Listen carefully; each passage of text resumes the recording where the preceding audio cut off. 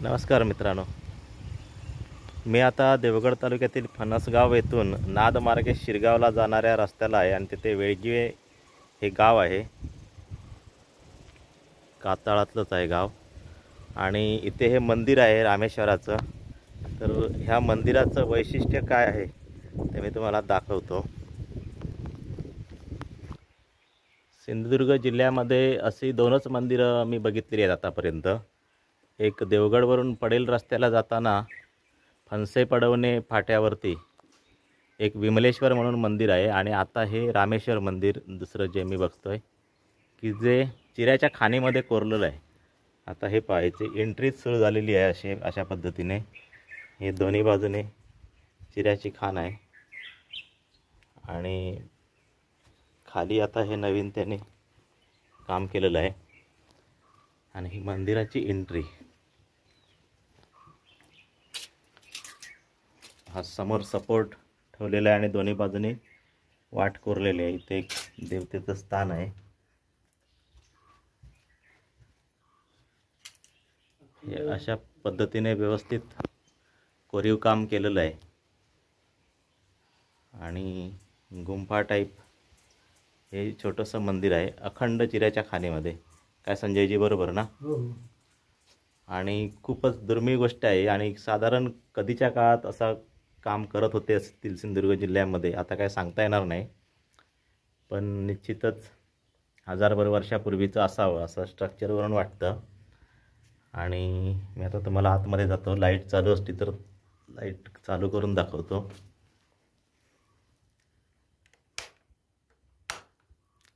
Light आहे हे बघा. वरच्या बाजूला साधारण 8-9 फूट उंच आहे. कोरीव काम केलेलं आहे. हे असे खांब याला व्यवस्थित योग्य साईजमध्ये खांब बनवलेले आहेत आणि ही जागा अशी आहे की मला वाटतं हे मंदिर कमी आणि एखाद्या महात्म्याचं तपश्चर्या स्थान जास्त आणि त्याने तिथे ही देवतेची स्थापना केलेली असावी असं बघताक्षणी तरी वाटतं. आणि त्यापेक्षा एक वेगळी दुर्मिळ आगळी वेगळी गोष्ट तुम्हाला मी दाखवतो. कॅमेरा जरा याच्यातून आतमध्ये घालून. हे बघा, ही शिवपिंड आहे. शिवपिंडीचा जो पिंड आहे तो जो बेसॉल्ट दगड टाईपच आहे.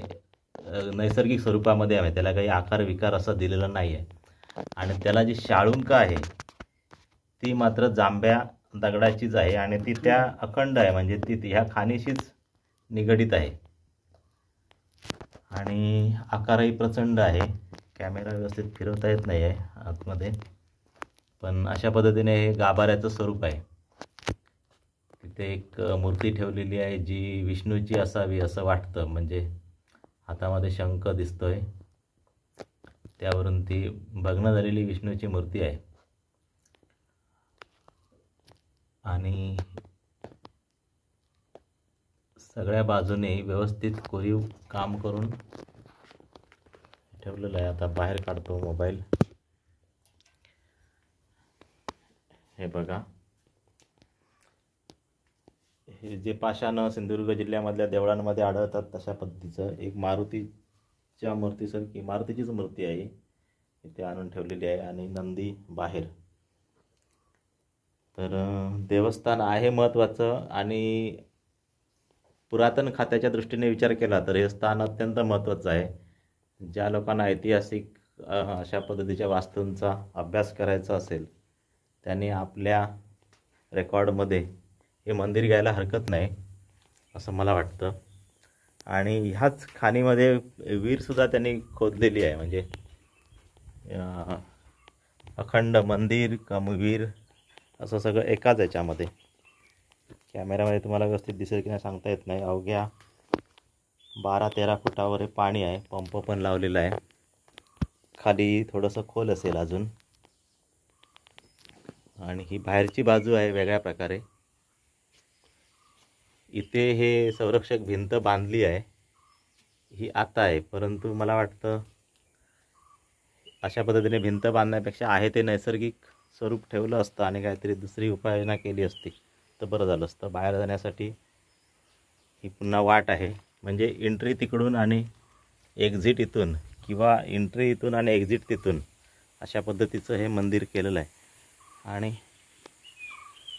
हा त्याचा सुंदर टॉप कळस, हे बांधकाम नंतर केलेलं आहे, म्हणजे आता थोडा जीर्णोद्धार केला असेल त्यावेळीच आहे।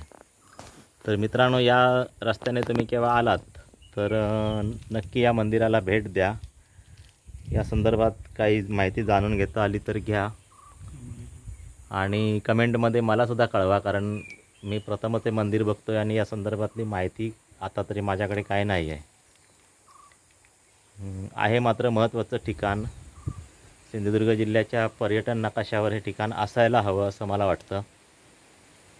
तर धन्यवाद मित्रांनो।